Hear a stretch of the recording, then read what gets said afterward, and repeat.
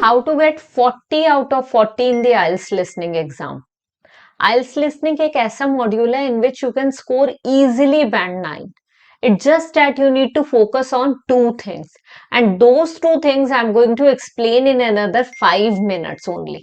So please video को ध्यान से देखना, खाली आपके 5 मिनट लेने वाली हो और आपको कॉन्सेप्ट अच्छी तरह समझ आ जाएगा। देखो, जब हम कैम्ब्रिज में या आइल्स एग्जाम में रीडिंग या लिसनिंग मॉड्यूल्स की बात करते हैं तो ये दोनों मॉड्यूल्स ऐसे हैं जिसमें हमें सिनोनिम्स पे बहुत ज्यादा मेहनत करने की जरूरत है।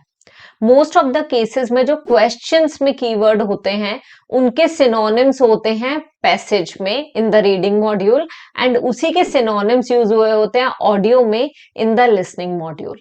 अगर हम वही सेम वर्ड्स के लिए सुनने वाले हैं ऑडियो को, we will not get the answer. In order to fetch the correct answer we need to listen for the synonyms of the keywords. So for that we need to understand कि keywords क्या हैं। ये है हमारा first point, जो कि सबसे important method है, दैट इज लाइक सिनोनिम्स की नॉलेज होना। 40 आउट ऑफ 40 लाने हैं तो बस इन दो चीजों पे फोकस करना है। एक है सिनोनिम्स पे और दूसरा है हमारा एक मेथड जो कि मैं आगे आने वाली वीडियो में, इसी वीडियो में इनफैक्ट इन अनदर 1 और 2 मिनट समझाने वाली हूं। तो प्लीज दोनों चीजों पे फोकस करना। Let's start with the synonym. For example, first में उन्होंने लिखा हुआ है कॉन्टैक्ट फोन। अब यहाँ पे कॉन्टैक्ट फोन की जगह हो सकता है कि वो मोबाइल नंबर यूज कर ले, ठीक है। डेट ऑफ बर्थ की जगह बर्थ डेट बोल दे वो। ऑक्यूपेशन की जगह पे they might say what do you do for living. So they can change, they are going to change. Synonyms use करने वाले please please do not expect them to use occupation. Expect मत करो कि वो same insurance company ही use करेंगे। Is there any life insurance or are you covered with any insurance? They can use some term like such or some sentence like such as well. ये तो हो गया part 1 which is very easy, है ना। Part 1 में तो ऐसे basic words होंगे जो आपको पता चल जाएंगे। पेन इन हर लेफ्ट, अब it can be left ear also. थोड़ा सा तो ना गेस भी करो, प्रिडिक्ट भी करो कि क्या हो सकता है, but that should be educated guess, ठीक है। नाउ हम पार्ट 2 पे देखते हैं। सेक्शन 2 में थोड़े से लेंदी क्वेश्चंस होते हैं, वहां पे हमें पता होना चाहिए synonyms. For example, before queen Elizabeth I visited the castle इन 1576, ठीक है। अब वो कैसल की जगह हो सकता है they might use some word, building use कर सकते हैं, पैलेस यूज कर सकते हैं, मेंशन यूज कर सकते हैं, कुछ ऐसा चेंज कर सकते हैं। Repairs were carried out to the guest rooms. So यहाँ पे ये भी वो बोल सकता है कि guest rooms were renovated. Repairs were carried out की जगह उन्होंने वर्ड क्या यूज करा, रेनोवेटेड। अब रेनोवेटेड का भी मतलब वही है ना, ठीक है। A new building was constructed for her, ठीक है। अब यहाँ पे कंस्ट्रक्टेड की जगह बिल्ट यूज कर सकते हैं वो। और अब नोटिस करना, ज्यादातर केसेस में यही होता है कि they simply use the synonyms. A fire damaged part of the main hall, ठीक है। सो अनेचुरल कैलामिटी बोल सकते हैं वो, a natural calamity. So fire is also a natural calamity, damaged part of the main hall. Part की जगह पे they can use section. So please listen for the specific keywords, synonyms of the specific keywords. In 1982 question number 12, the castle was sold to, ठीक है, was handed over to, was given to, ठीक है, the government, government की जगह governing authority, administrative authority, Feeney's family, an entertainment company. अब entertainment company की जगह media company भी बोल सकते हैं ना वो। अब अगर आप एंटरटेनमेंट ही सुनना चाह रहे हो और वो नहीं है और आप कंफ्यूज हो गए तो नहीं चलेगा। सो पहला स्टेप ही ये है कि आप ऑलरेडी कीवर्ड्स को अंडरलाइन करके रखो एंड गेस करो कि इसकी जगह वो ये बोलने वाले। अगर कीवर्ड्स अंडरलाइंड होंगे तो आप उन्हीं कीवर्ड्स के लिए ध्यान से सुनोगे और आपको पता होगा अच्छा इसकी जगह इन्होंने ये यूज करा, and you will be able to mark the correct answers. And MCQs में इतना जरूर ध्यान रखना कि पहले क्या करना, आप जो भी ऑड वंस है उन्हें आउट कर देना, फिर आपको अपना करेक्ट आंसर पक्का मिल जाएगा।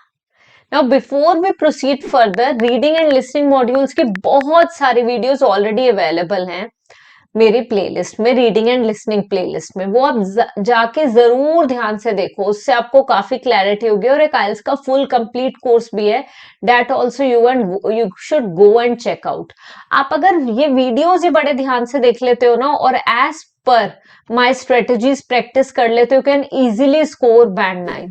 But for the writing and speaking modules, you might need one-on-one assistance, and for the same, you can contact us. Because unlike reading and listening modules, writing and speaking में आपको कोई person चाहिए जो आपको बताए कि आपकी कहाँ गलतियां हो रही हैं. So there you will be needing us. You can see the numbers on the screen. अगर आपको ऐसी जरूरत है, you can contact us. And single module के लिए भी आप प्रिपेयर कर सकते हो, मिनिमम 1 वीक की क्लासेस भी आप ले सकते हो, although I suggest minimum classes of 2 weeks. So let's proceed further. अभी तक मैंने आपको अपना फर्स्ट मेथड बता दिया। Now the second method is, first is synonyms, जो अच्छी तरह समझा चुकी हूं आपको मैं। Second is read, underline and predict. RUP बहुत ही जरूरी चीज है। देखो, हमेशा क्वेश्चन को पहले पार्ट 1 पूरा रीड कर लो before they are going to start the audio for part 1, then go through part 2 before they are going to start part 2। Similarly part 3 and part 4 पहले ही पढ़ लो। बट जब आप पहले पढ़ रहे हो, please make sure that you read it properly. थोड़ा fast fast read करो, अंडरलाइन करो major keywords. For example problem, pain, left what. अब यहां नाउन ही आना है ना कोई, मुझे पता है। व्हेन इट बिगैन डैश एगो, कोई नंबर आने वाला है, ठीक है। ईयर्स एगो कुछ लिख आएगा। Action already taken, has taken pain killers. अब पेन किलर्स क्यों अंडरलाइन करना है? बिकॉज आगे वाला पार्ट जो आपका आना है वो पेन किलर्स का पार्ट जब हो जाएगा ओवर, उसी के बाद वो नेक्स्ट की बात करेंगे। Sports played, belong to a dash club. अब क्लब तो ऑलरेडी दिया हुआ तो कोई एडजेक्टिव आएगा। गोज डैश रेगुलरली, रेगुलरली क्या है? एडवर्ब है। गोज डैश रेगुलरली, कहीं जाता है वो रेगुलरली, ठीक है। तो अब यहाँ पे क्या आएगा? वर्ब भी, एडवर्ब भी है, कोई नाउन आएगा। देखो, ये चीज आपको क्लियर पता होनी चाहिए कि आना क्या है वहां पे। ध्यान से अगर सुनोगे आंसर्स इजीली मिल जाएंगे।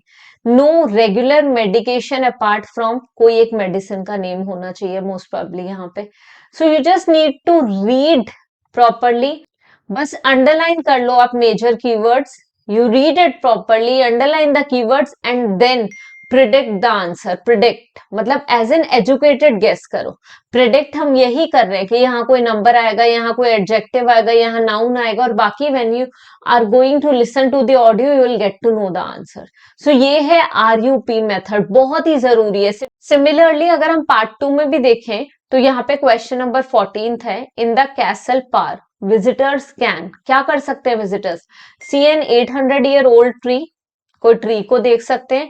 गो to an art exhibition, art exhibition, और स्मॉल जू। अब आपने बस ध्यान से सुनना है कि वो क्या कर सकते हैं। तो वो ट्री की बात करेंगे कोई, या आर्ट एग्जीबिशन की बात करेंगे, या स्मॉल जू की करेंगे। इन तीनों में से कोई भी एक आपका आंसर होने वाला है। जू, आर्ट एग्जीबिशन या ट्री, तो तीनों में से जो आपको करेक्ट लगे वो आप आंसर मार्क करोगे। You are going to listen to the audio properly. But अगर कीवर्ड्स अंडरलाइन कर रखे तो आंसर इजीली पता चल जाएगा। Last but not least, at the end of the visit the group will have afternoon tea, chance to meet the castle owners, a photograph together on the great staircase, photograph together great staircase। हो सकता है वो बोलेंगे photograph together but great staircase नहीं बोलेंगे, तो वो भी आंसर नहीं होगा। दे माइट से आफ्टरनून टी बट दिल से in the assembly hall instead of conservatory, तो वो भी आंसर नहीं होगा। कॉन्ट्राडिक्ट कर रहे हैं तो आंसर नहीं होंगे। Chance to meet the owners of the place, तो फिर वो आंसर होगा। इस तरीके से बस ध्यान से सुनना है आपने। RUP, read, underline and predict your answers. So guys, this is all for the listening module. 40 out of 40 पक्का आ सकते हैं, बस सिनोनिम्स पे एंड दिस RUP मेथड पे जरूर फोकस करो। सारे के सारे आंसर्स आपको इजीली मिल जाएंगे। That's all for today's video. I am going to see you in another video of mine. Until then, bye bye, सत श्री अकाल, and best of luck for your exam preparation.